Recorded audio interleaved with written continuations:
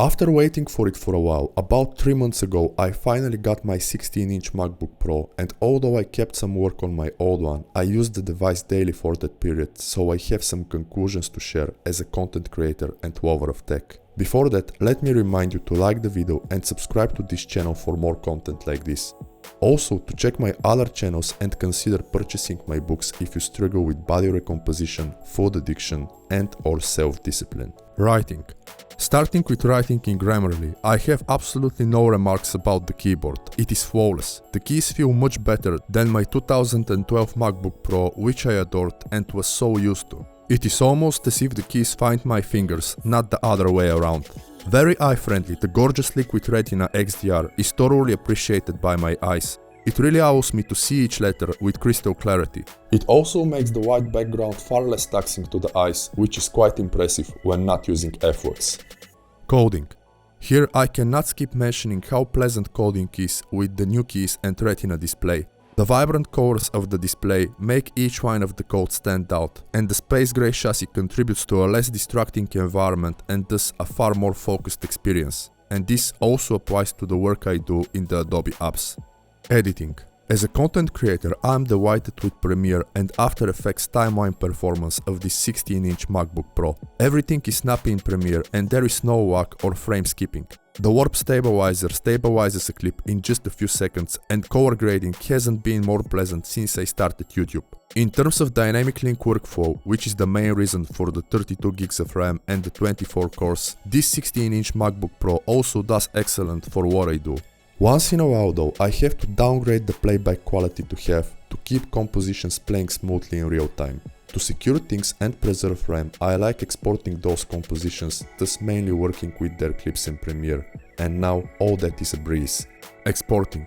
As expected, the export times are very rapid on this 16-inch MacBook Pro. It takes about 5 minutes to export a 5-minute 4K clip. It also took around 22 minutes to render my supreme invoking ritual of the pentagram video, which is that long, and about 70% dynamic link. If you are into practical occultism, you can watch that video on my occult channel. Previously, I had to forget about my laptop when exporting. For this, I usually did my exports while sleeping in the past, but now I take a cold shower, brew myself some tea or tribulus, and the export is done.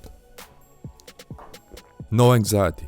Apparently, that eliminates some tremendous anxiety related to potential mistakes in editing.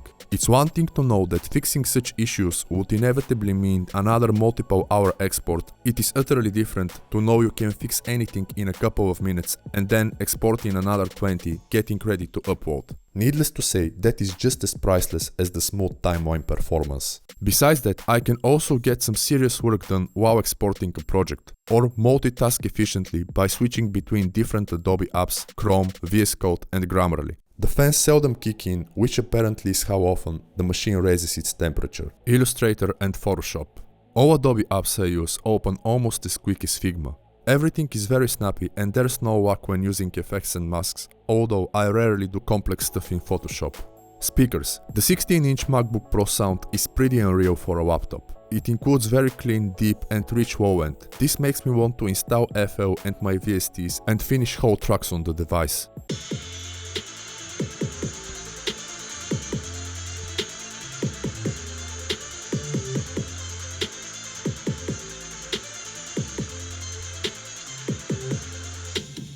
Battery life. Freed from carrying the power supply wherever I go, I'm pleased with the battery life of this device. Although thus far I never pushed it to its limits, I might conclude that this 16-inch MacBook Pro battery would last me about 7 hours of hardcore editing and nearly a day of purely writing, researching and coding. 16-inch. Truth be told, I'm so grateful I opted for the 16-inch. Being 6.4 with large palms, I find the laptop exceptionally comfortable. I plan to buy an external screen and Logitech's MX Master keys and mouse, but frankly that's not as urgent as I thought it was. The dream creative space. The ideal creative space is one making you extra comfortable and inspired to do deep work. While I definitely enjoy buying more tech and eventually having a studio similar to my favorite reviewers, using my Mac daily made me realize something fundamental. Sitting on my sofa with a few pillows, a cup of hot spring water or green tea and the device on my lap is more than enough. I darken my room with external rollers, I put some micro house or deep techno as a background and I forget how the time flies. Writing, editing, making music, you name it, I'm just there. The screen is plenty and the trackpad and the key is excellent. Nevertheless, the device feels awesome and very wide. And while some people claim that the 16-inch MacBook Pro is way too big, I'd say that it's just perfect for a 6.4 guy with large palms. Final words. I mainly bought this configuration to do my code videos in After Effects and Premiere, and perhaps in that sense, such specs are likely overkill considering the genre's overall quality, top uploaders and audience. On the contrary, I'm delighted with this device. Everything I do on it is a pleasure and there's nothing I dislike about it. Now having and filming with the iPhone 14 Pro, I also made a wise investment, future-proofing my work, well-being and sanity. Therefore, I have absolutely no regrets about purchasing this 16-inch MacBook Pro, not even now when Apple's new line is around the corner. The machine took my productivity to unseen levels and now I am very used to that. With that said, let me know your thoughts on Apple's M1 Pro and M1 Max laptops in the comments below. Which configuration have you got and why?